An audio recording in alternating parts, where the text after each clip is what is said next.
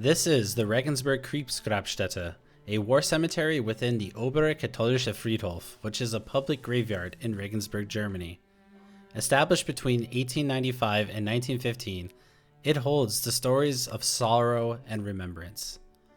Tucked away within an ordinary cemetery, the Kriegsgrabstätte may be easy to overlook, but within its grounds rest over 1,200 souls, soldiers and civilians alike, whose lives were lost during the harrowing years of World War I and World War II.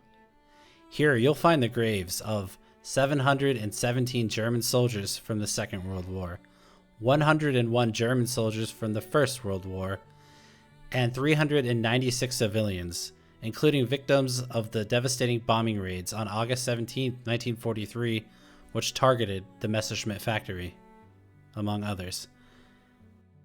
Among the dead lie here as well 5 Commonwealth soldiers who were prisoners of war that never made it back home.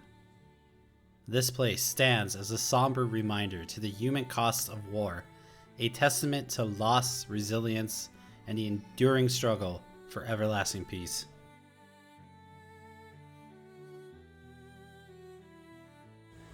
August 17th, 1943, the Allies conduct their bombing mission of the Regensburg Messerschmitt factory that was located right here just outside of the city. While the mission was an absolute success militarily, it came with a heavy civilian cost. Over 390 plus civilians perished, among them women and children. Unfortunately, this was felt throughout Regensburg, and a solemn reminder of how war can punish those who are most innocent, or just those carrying their normal day lives. But what connects this cemetery to that event is that the most people who perished during that raid are buried here in the Regensburg Kriegsgrabstätte, or German War Grave Cemetery, which is located within the Obere Katholische Kirche Friedhof, I believe it's called. This section of the graveyard that I'm currently in is dedicated to 304 German soldiers who lost their lives during World War II.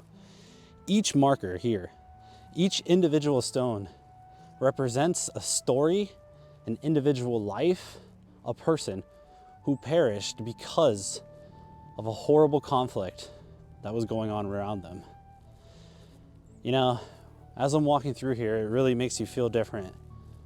And I can't help but wonder how many of these people didn't even want to be there. How many of these people were just forced, brought to the front, and told to pick up a gun and fight?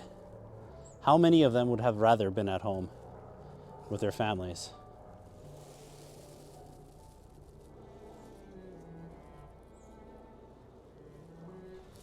Looking at these graves, you'll notice their first and last names plus their rank and death dates are listed on the headstone. Many of the death dates on these graves are soldiers who died during the final months of the war in early 1945, when Germany had all but already collapsed and it was clear that the war was over. I wonder how many of these people knew, though, that the war was over. Did Karl, who died on the 2nd of March, 1945, know that Germany had lost? I can't imagine a more horrific feeling knowing that the war is over, but you just having to push through, trying to get to the end, and then dying so close before it. It's really a somber experience walking through these graves right now. Also, what I noticed is some of the graves mark soldiers as young as 18, 19 years old, while others are men in their 40s and 50s. This really reflects the desperate state that the German military was at the end of the war, late 1944, early 1945. You know, people who either had their whole lives in front of them or were at the peak of theirs, were tragically thrown out of this world. One thing I've noticed about these grave markers compared to the other war graves of the Allied nations, for example, is that the German graves always have this very somber tone. And as we can see in the back row over there, you can see one over there that's been refurnished, so you can imagine how this looked like.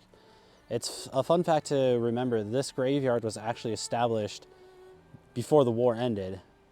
So And one thing I've noticed is that the graves from earlier in the year or war are represented with a cross, while graves that happened later in the war, such as December 1944, July 13th, 1944, are all represented with these headstones, which is in my mind at least, a representation of how Germany was struggling throughout the war with resources.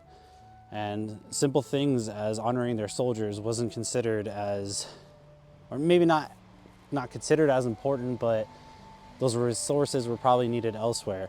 So a much more simpler gravestone was then required.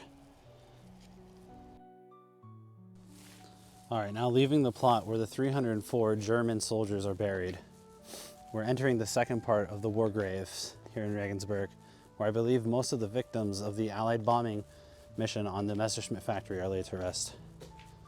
So right here we have a sign that basically says that this part of the graveyard was established in the last years of the war.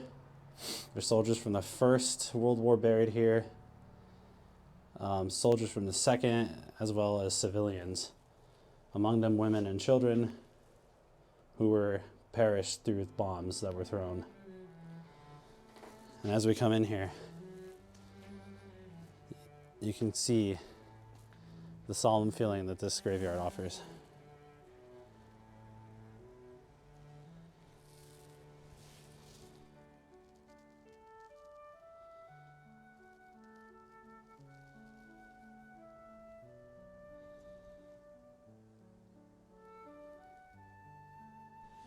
I don't know if you can clearly read these names on these headstones here, but what you'll notice is the death dates are all that representing World War I.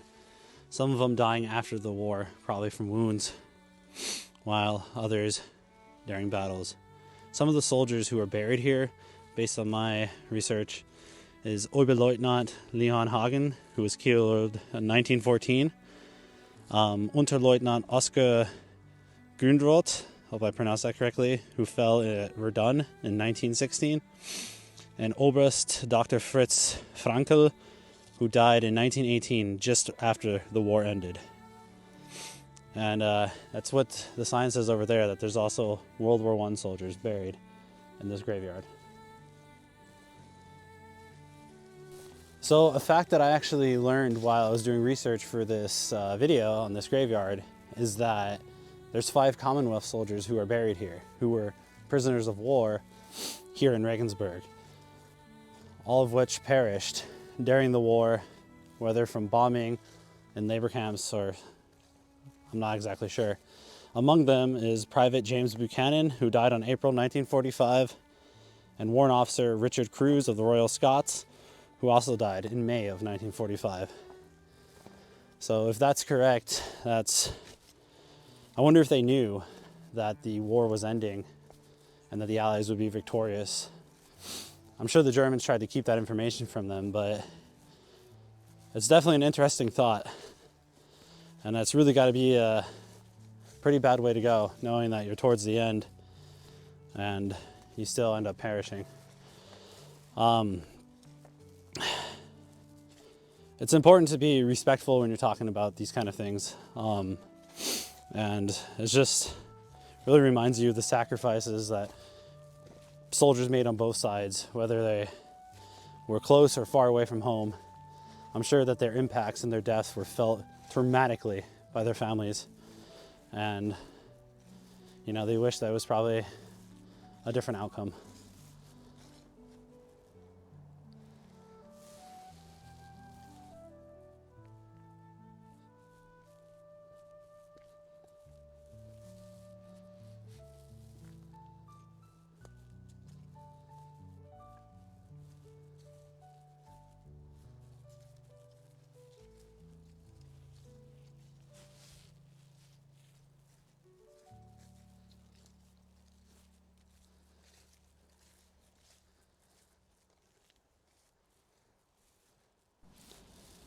So if you cross the street from the Catholic cemetery, you go over to the Protestant cemetery, where there's also war graves. However, these ones are soldiers who fell fighting for the Kaiserreich in the First World War. As I can see some of these dates, the 11th of July, 1918, June 1916, December 1915. It just reminds you of the human sacrifices, the unnecessary death that a war like this produces. Like right here we have Ludwig Winter, who died after the war, most likely from wounds. Same here as Georg Forster, or Georg Ritter von Reiner, all dying in 1920, most likely from wounds, who were then laid to rest near their comrades. I'm not sure if it was here or in the other cemetery, but a lot of the World War I graves were actually removed from the untere katholische, the other Catholic cemetery in the city, and replaced in these graves, presumably to make space. However, don't quote me on that for the exact reasons. But yeah, it was recently Veterans Day, the 11th of November, so you can see that there's a wreath still laying here for the memory of these soldiers. And it's always important to remember, regardless of the cause that they were fighting for, these were still people who suffered and had to embrace horrible, horrible conditions and are now here laid to rest in their final resting places.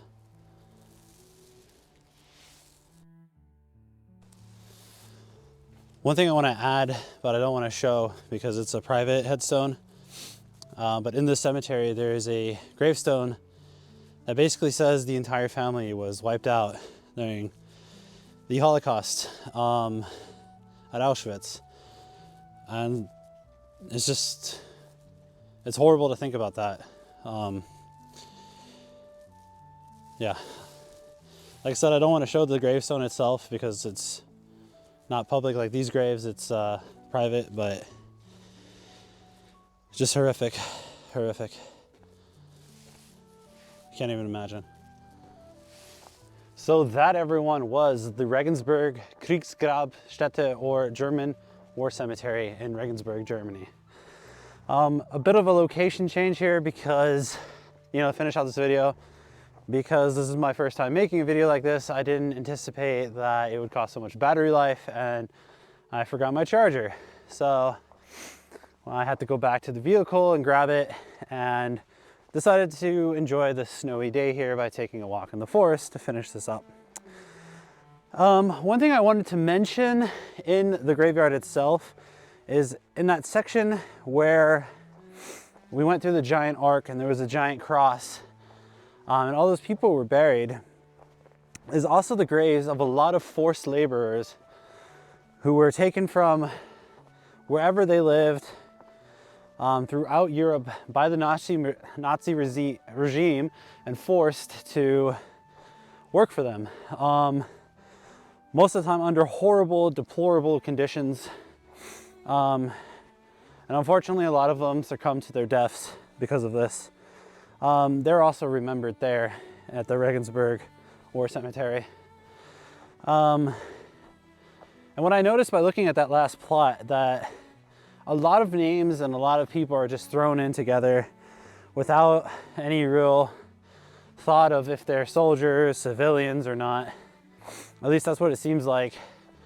And it just makes you remember that at the end of the war, things were so chaotic under the what was left of the Nazi regime, that they were just trying to frantically bury stuff and people. And yeah, it's very depressing. But yeah, I just wanted to mention that forced laborers were also represented there. If you're in Regensburg, which you should definitely check it out if you haven't, there's actually, I believe, Stadt am Hof. If you go over the stone bridge between the city and the Donau, or Danube, there's actually a town called Stadenhof, and there is the memorial for those people, those forced laborers who unfortunately lost their lives.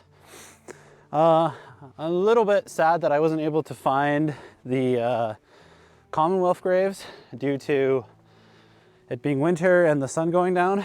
I'm sure if I had more time, I'd be able to show them to you guys.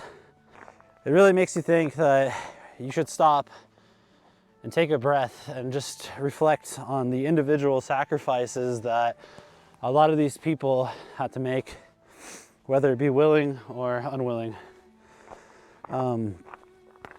Yeah. Anyway, as I mentioned earlier, this is the first time I'm doing this kind of video. I've ventured with YouTube before and made gaming videos and stuff, but this time I wanted to put my two hobbies of history and making little videos together. If you feel like you've learned something, then go ahead and drop that like button, maybe subscribe. I'd greatly appreciate it. And yeah, if this takes off, I'll gladly make some other videos. Anyway, thank you for the journey. All the information that I learned online about the Regensburg War Graves, I'll post in the description, as well as its location. And if you're ever in the city of Regensburg, it's definitely worth checking out. It's not too far away from the city center. It's near the university. And it's definitely worth checking out and just taking a moment to reflect on, you know, the past sufferings that people went through to help us learn for the future. Anyway, thank you very much for watching and have a wonderful day.